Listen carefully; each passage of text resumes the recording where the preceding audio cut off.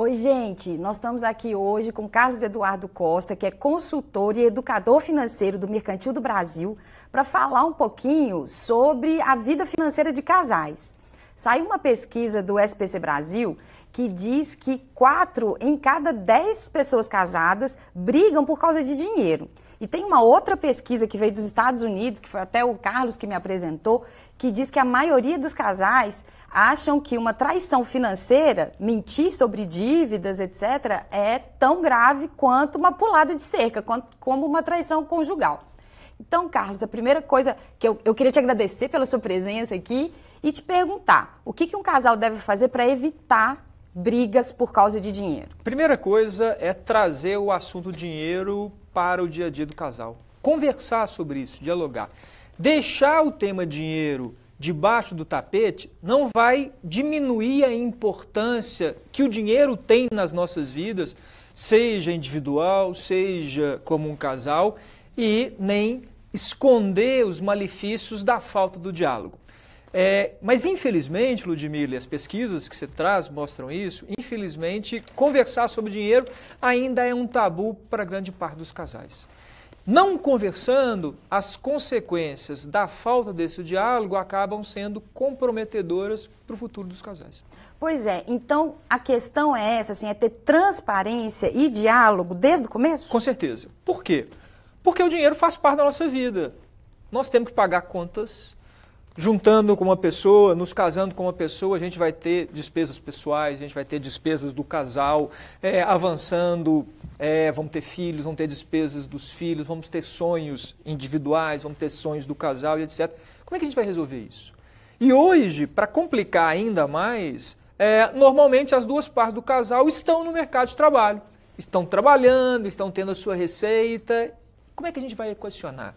Como é que a gente vai pagar as nossas contas? Como é que a gente vai guardar dinheiro para realizar os nossos sonhos, os nossos objetivos? E o mais importante é que não existe fórmula única, não tem só uma receita. Ah, não, nós vamos dividir por 2, eu ganho mais que você, então eu tenho que pagar 60%, você 40%, nós vamos sortear as contas que você paga e que eu pago. Não, cada casal vai encontrar a sua forma, aquela forma que vai deixá-los confortáveis em relação àquele tema. E a partir disso, conversar bastante para poder gerenciar melhor essa vida financeira. O diálogo é a única saída. Então, até porque, assim, tem casais que têm situações diferentes, né? Um tem uma renda fixa, o outro tem uma renda variável. Certeza. Um ganha muito, outro ganha pouco. Exato. São as diversas realidades. Agora, então, Carlos, mas e quando entra algum problema contingencial? Por exemplo, a gente está num momento de crise econômica, pode chegar o desemprego, pode chegar aí uma diminuição do poder de compra daquele casal. O que ele tem que fazer nesses casos? Estou ficando repetitivo, mas é conversar. É sentar na mesa e verificar. O marido ficou desempregado, a mulher ficou desempregada. Como é que a gente vai readequar? Né? Será que a outra parte consegue assumir um pouco mais os compromissos? Será que efetivamente nós vamos ter que abrir mão? Como é que nós vamos utilizar aquela reserva da indenização, aquele fundo de garantia que a pessoa fez? Por quê? Se a coisa for feita em conjunto, vai ser muito mais fácil colocar em prática. Os dois vão ser defensores daquela ideia. Se os dois resolvem, eu tenho duas pessoas trabalhando a favor.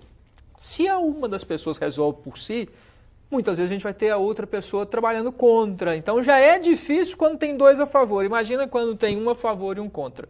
Então é juntos encontrar forma. De repente pode ser até que nós vamos ter que abrir mão de alguma coisa, mas o que é abrir mão?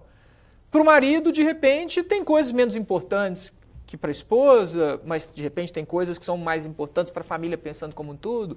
Isso tem que ser eleito, isso tem que ser conversado numa mesa com todas as pessoas envolvidas. Entendi. Pois é, porque uma coisa que quando a gente estava conversando sobre isso anteriormente, na hora de fazer a matéria, que a gente estava falando que às vezes a pessoa precisa ter um espaço e um dinheiro próprio, mesmo que ela não tenha uma receita. Às vezes uma mãe que deixou de trabalhar para cuidar do filho, ela também não tem que ter uma certa, assim, autonomia. Sim, a autonomia eu tem acho que ser que assim, quando eu disse que não existe receita, né, para o modelo a ser buscado, mas algumas coisas em comum a gente observa.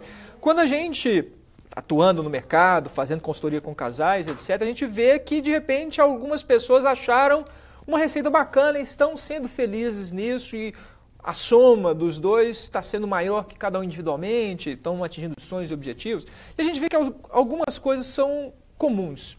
Uma delas, como em qualquer relacionamento, é que é importante, quando a gente se une a alguma pessoa, eu acho que se criam 3 espaços. O meu espaço, o seu espaço e o nosso espaço.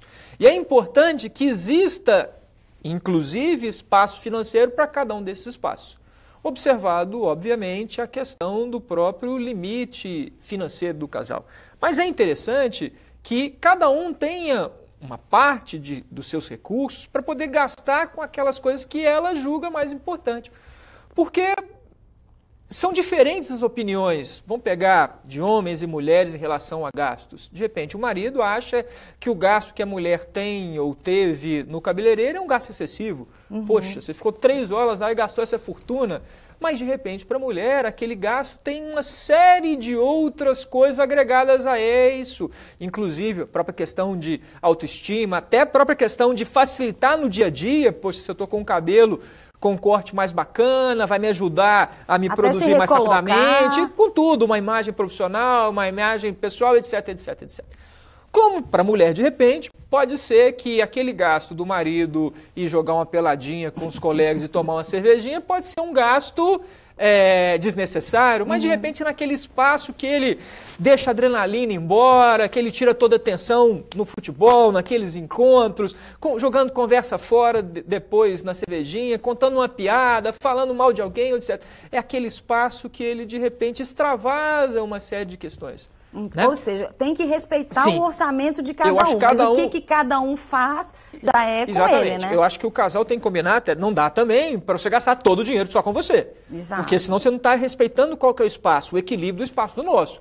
Não, bacana, você gasta tudo com você e o nosso espaço. Lembrando que deve haver um equilíbrio entre os 3, o que é meu, o que é seu e o que é nosso. Sempre na noção de equilíbrio, porque qualquer situação desequilibrada, ela não vai ser sustentável, vai gerar atrito, vai gerar desconforto. Pois é, Carlos, agora você falou uma coisa que eu achei muito interessante também, que é essa coisa de que hoje os casais, quando eles se casam, até porque já se casam mais tarde, eles têm cada um a sua renda. E eles estão acostumados a cada um cuidar do seu dinheiro do jeito que gosta, né? Essa pesquisa do SPC Brasil fala, inclusive, que 40% dos casais perguntados não sabia quanto que o outro ganhava. Quer dizer, era uma coisa meio separada. Isso é uma coisa que a gente tem que aprender também, para os casais que estão casando agora. Tem que aprender a... Sim, porque se a gente imaginar, vamos pensar o primeiro encontro de um casal. Primeiro encontro, primeira saída. Poxa, que noite agradável. A gente tem diversos assuntos, saber o que você gosta de beber, onde você gosta de viajar, o que você gosta de fazer, que filme você gosta de assistir. Olha só os assuntos madrugada dentro. Mas ninguém perguntou sobre como é que a pessoa é com dinheiro. É organizada, é desorganizada, tem um bom controle, não tem um controle, está endividada, não está endividada, etc. Juntam-se, casam e essa conversa continua acontecendo. Então a pessoa continua não conhecendo o seu parceiro ou sua parceira. E aí, como você trouxe um dado, vai se muitas vezes surpreender lá na frente e não vai gostar do resultado. E diante desse resultado, para muitos casais, a única saída é a separação. É verdade, isso era uma coisa que eu ia te perguntar. Tem casos que a pessoa acaba se separando por causa de uma traição, né? Tem essa questão da traição financeira ser tão grave quanto uma traição conjugal, de ser tão grave quanto uma pulada de cerca. Sim, no trabalho que a gente faz no dia a dia, em consultoria com famílias e indivíduos, infelizmente tem aumentado o número tanto de homens quanto de mulheres que nos procuram, bem endividados. E a primeira coisa que colocam na mesa é o seguinte, a minha esposa ou meu esposo não tem nem ideia do que está acontecendo. Eu fico pensando, mas como é que não tem ideia? Porque muitas vezes a situação já está grave. Exato. A pessoa já está com alto nível de endividamento e tal. Parece brincadeira, mas chegou-se, inclusive, numa vez, numa situação que a pessoa em questão, ela estava vigiando o carteiro. Por que ela estava vigiando o carteiro? Porque o carteiro estava trazendo as cartas de cobrança. Então ela tinha que chegar ao carteiro lá na caixa do prédio antes do companheiro e da companheira pegar a carta. Por quê? Porque senão ia ver as cobranças, iam ver as notificações, etc, etc. Olha o nível que chegou. Efetivamente, um dia, por alguma questão, não deu tempo, alguma coisa, chegar na mão do companheiro essa notícia. Como é que ela ia assistir isso? Porque muitas vezes a pessoa até nota, oferece ajuda e outra pessoa mantendo a independência, não, tudo tranquilo, estou bem e tal. E quando você viu, imagina para uma pessoa que é controlada, uma pessoa que é mais certinha, de repente descobrir que a sua esposa ou seu marido está com o nome todo sujo, está devendo cartão de crédito, está devendo cheque especial. Isso é muito grave. Para muitas pessoas, elas não são capazes de o quê? De até assimilar de essa informação. Isso, exatamente. Né? De perdoar e todo aí, esse tempo de mentira. Infelizmente, o caminho é aquela questão de disse uma mentira, como uma própria traição física, e essa pessoa não é capaz de perdoar, de passar por cima e de continuar convivendo nesse sentido.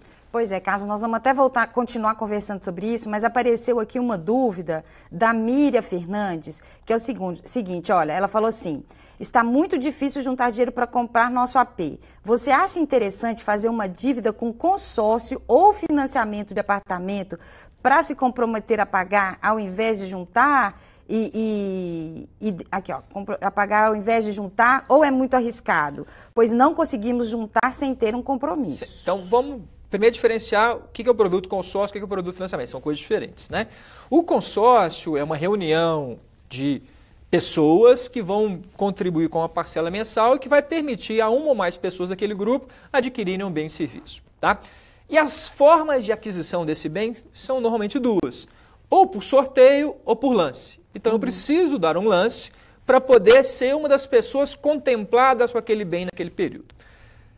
Se a pessoa não tem sorte e se a pessoa não tem dinheiro para dar o lance, significa o quê? Que ela vai ter que esperar o prazo do consórcio inteiro para aí sim, pensando no caso do imóvel, ter direito à carta de crédito e poder comprar o imóvel. Então, ela vai ter que esperar muito tempo, né? O financiamento já é uma outra situação. Você pegou com alguém, um agente financeiro, um banco, um dinheiro emprestado para efetivamente adquirir aquele bem. Então você já começa a usufruir daquele bem. Só que, óbvio, a pessoa, o banco que te emprestou o dinheiro vai te cobrar por isso, né? E no Brasil os juros não são baixos, né? Eles estão numa trajetória descendente hoje, mas ainda são baixos. O financiamento imobiliário é o financiamento de menor custo, dos menores custos que a gente tem, mas ainda são juros altos, o que significa, principalmente tendo em vista que o valor a ser emprestado é alto, porque o imóvel custa caro, então eu vou precisar desse dinheiro durante muito tempo, eu tenho juros altos durante muito tempo, essa dívida cresce bastante. Então eu compro um imóvel e acabo pagando muito mais com o imóvel, né?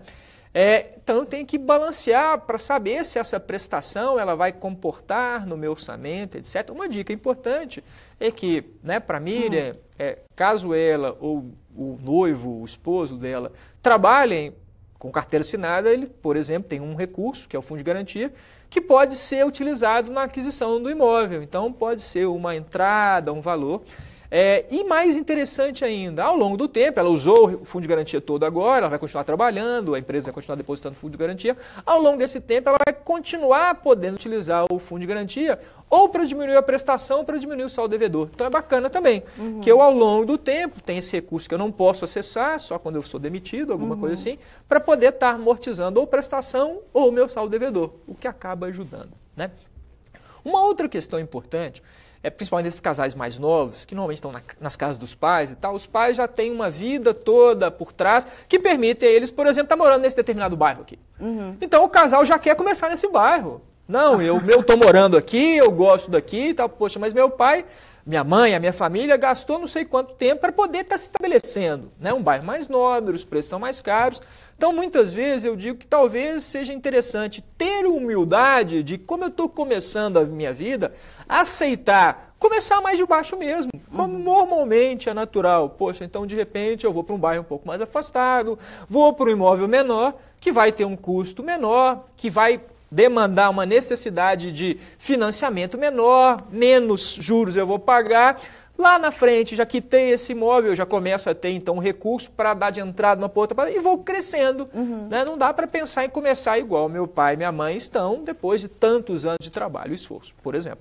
Entendi. Inclusive, assim, uma coisa que eu achei interessante fazendo essa matéria foi que eu vi casais mais novos que começaram a fazer um planejamento financeiro quando noivos. Você acha que isso é importante? Isso com certeza. Por várias razões. Primeiro, é um exercício. Já é um exercício do que vai vir pela frente, então já começa como um exercício, mas muito na prática também. Por quê, Ludmila? O que a gente tem observado hoje? Né? Casar é um sonho, não só feminino, masculino. Quando eu casei com a minha esposa era meu sonho também casar, então eu participei de tudo, etc. E é normalmente um sonho único, né? Ninguém imagina, não, esse é o meu primeiro de uma série de 10 casamentos. Ninguém imagina isso. O primeiro é o único.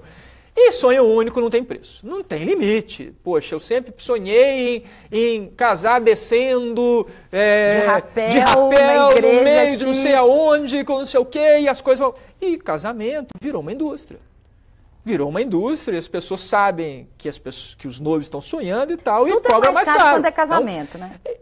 E aí vão colocando coisa, isso, e vão fazendo tal, e de repente, o que a gente observa? Casais que começam a vida já totalmente enforcados, endividados até a orelha, até o pescoço. Início de vida, por mais que você tenha acertado com o companheiro, com a companheira, é difícil. O dia a dia, as escovas lado a lado, usar a privada, tomar o banho, acordar do lado daquela pessoa, etc. É difícil. Imagina isso com um aperto financeiro. Imagina isso não tendo dinheiro para comprar uma pizza no final de semana. E o que acaba acontecendo? Você começa a comparar com o namoro. Ah, namoro que era bacana, todo final de semana um espetinho, a pessoa mudou muito, né? Não, o que aconteceu e tal? O que aconteceu? Foi dado um passo maior que a perna e aí começa o atrito. Imagina briga de casal, ainda mais sem dinheiro. E muitas vezes a separação acaba sendo o próximo passo, né?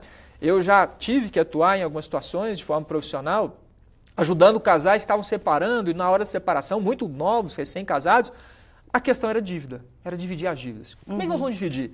Aí começa aquela questão, não, você paga o buffet porque você tinha mais convidado lá, você paga a banda porque você queria banda, e começa uma briga não por patrimônio, não por alguma coisa, mas sim por dívida, que vai mesmo depois de separados comprometer efetivamente a vida de cada um deles. De cada um deles, é verdade. Agora, voltando naquela questão do quando o caldo já está entornado, né? Mas há muitos casais, acredito, conseguem superar essa fase e conseguem resolver o problema financeiro de um deles ou do casal. Agora, o que eles têm que levar de lição e o que um casal deve manter mesmo depois do problema superado para a vida toda? A primeira coisa é o aprendizado. A primeira coisa não é a melhor forma de aprender, mas a gente aprende com as pancadas, a gente aprende com as quedas. Que pelo menos essas pancadas, que pelo menos esse sofrimento, pelo menos essas quedas tenham servido de aprendizado. Então é aprender a identificar por que isso aconteceu. E efetivamente, Ludmila, tentando buscar as culpas onde elas existem, não terceirizando, foi por isso, mas e o meu comportamento? O que ele ajudou? Quais hábitos meus negativos? Beleza, eu perdi o emprego. Joia, uma coisa que eu não tinha controle. Mas o fato de eu não ter uma reserva financeira, que isso competia a mim, acabou complicando ainda mais a situação. Então não adianta colocar a culpa na economia, na crise, etc. A crise já tem 2 anos, já tem mais que isso, então já podia estar me preparando, mas nesse período todo eu jamais imaginei que ela pudesse chegar na minha empresa, no meu segmento, na minha capacidade profissional, etc. E não cria uma reserva. Então eu também tive um hábito negativo que trouxe consequências. Então identificar isso. E como é que a gente vai mudar? Como é que a gente vai evitar que isso aconteça, etc. Como é que a gente vai refazer as nossas questões? Por quê? Porque a nossa vida financeira, Ludmila, ela é resultado, ela é consequência dos nossos hábitos. Se eu quero mudar um resultado, necessariamente eu tenho que mudar o quê? Alguns dos meus hábitos. Porque se eu permanecer fazendo as coisas da mesma forma, a consequência, o resultado vai ser sempre o mesmo. Se eu faço as coisas do mesmo jeito, o resultado vai ser o mesmo. Eu não consigo ter um resultado diferente fazendo as coisas de forma igual. Ou seja, tem que manter isso aí sempre. Sim, o aprendizado. Então, conversar, ver como é que nós vamos fazer, diminuir a renda, o que nós temos que cortar. Por quê? Porque a gente não pode gastar mais do que a gente ganha. A gente tem que resolver uma dívida. E como até é que eu vou fazer isso? Juntos Exatamente. Também, né? Para que investir? Porque muitas vezes, sempre que eu dou uma palestra, eu até brinco, conto um caso que eu adaptei de uma situação que aconteceu. Um casal, que situação boa, estão sobrando dinheiro e resolvem guardar dinheiro para um sonho, só que não conversaram. Para o marido é para trocar o carro, para a mulher é para reformar a casa. Beleza, o tempo passa, o tempo voa, como diz a música. Estão guardando, um belo dia lá na frente, e estão guardando a conta do marido porque ele tem mais experiência no banco, sabe, mexe com isso. Um belo dia o marido olha o saldo lá e vê que já tem um dinheiro para comprar o carro. Na hora do almoço, vai lá na concessionária, troca o carro, chega em casa todo serelepe à noite, buzinando. Como é que a mulher vai recebê-lo? Eu brinco e falo, se ela tiver um porrete, é perigo empurretar ele e o carro juntos. Mas porque ela é malvada, porque ela isso não. Porque naquele momento outro, né? Que ele realizou o sonho dele, o que ele fez com o sonho dela? Jogou no lixo. Jogou no lixo. E de repente, talvez naquela família, o momento não fosse, ou o sonho mais adequado, não fosse nem trocar o carro como o marido queria, ou nem trocar o carro como a esposa queria, talvez investir um pouco mais nos filhos, ter um filho que está já quase chegando no vestibular, um curso de línguas, alguma coisa que não fosse esse. Sonho individual de um, o sonho individual de outro. Isso, inclusive você falou dos filhos, eles também têm que participar das DRs financeiras em casa? Eu acho que primeiro as diretrizes elas devem ser definidas nos pais, pelos pais, né? E muitas vezes, quando um casal está brigando, eles tentam trazer os filhos para a briga para mais ou menos se posicionar e apoiar ou alguma coisa assim. Então, primeiro, a diretriz, as coisas mais importantes da casa são definidas pelos pais, né? E depois, obviamente, os filhos eles têm que participar disso. Né? Eles não vão, você não vai chamar seus filhos para ver o que você vai cortar nas suas despesas. Porque quem vai julgar aquilo que é mais ou menos importante são os pais. E os filhos, obviamente, eles têm que ser trazidos para essa discussão, até porque eu falei, né, no início, quanto mais pessoas favoráveis ou sabendo das questões a gente tem, menos resistência a gente acaba tendo. Né? Se está todo mundo no barco, pelo menos remando juntos, a chance das coisas darem certo é muito maior. Né? Tentar impor, muitas vezes vai criar resistência, então trazer, explicar, as crianças precisam perceber, as crianças precisam saber que efetivamente, de repente, um dos dois perdeu o emprego, a renda diminuiu, pode ser uma questão transitória, mas de repente não vai poder fazer a festa mais do aniversário, de repente talvez tenha que sair do judô, de repente tem que sair da van, tem que começar a ir de ônibus, algumas coisas práticas vão acontecer, mas em virtude do quê? Do melhor. Para todo mundo, né? Família continua equilibrada, alcançar os sonhos. E efetivamente tentando até buscar essas oportunidades, até para, vamos dizer assim, do limão fazer uma limonada. Então, já que eu perdi o emprego, durante um tempo vou ficar, poxa, então use esse tempo ocioso para se aproximar mais dos filhos, ter mais atividade, aproveitar, já não temos dinheiro para passear. Vamos procurar uma praça. Poxa, todos os jornais, eles no final de semana trazem uma série de programas gratuitos. Então, vamos começar a fazer isso. Né? Ótimo. Trazer esses hábitos mais saudáveis para a família. Que ótimo. Carlos, queria agradecer muito a sua presença aqui. Eu que agradeço o convite. E avisar, inclusive, os internautas que estão nos acompanhando, que em agosto o Carlos Eduardo vai fazer um curso específico para casais sobre vida financeira. Então, vocês fiquem ligados aí nas redes sociais, continuem seguindo aí o nosso consultor, porque tem novidade por aí. E aproveitando então, né, convidar os internautas, eu tenho uma página da minha empresa aqui no Face, então Arpia Financeiro. Então curte lá que a gente está sempre divulgando esses conteúdos e conversando sobre a questão de educação financeira. Ótimo, muito obrigada mesmo, Carlos. Eu que agradeço o convite. E até a próxima, gente. Um abraço, até logo.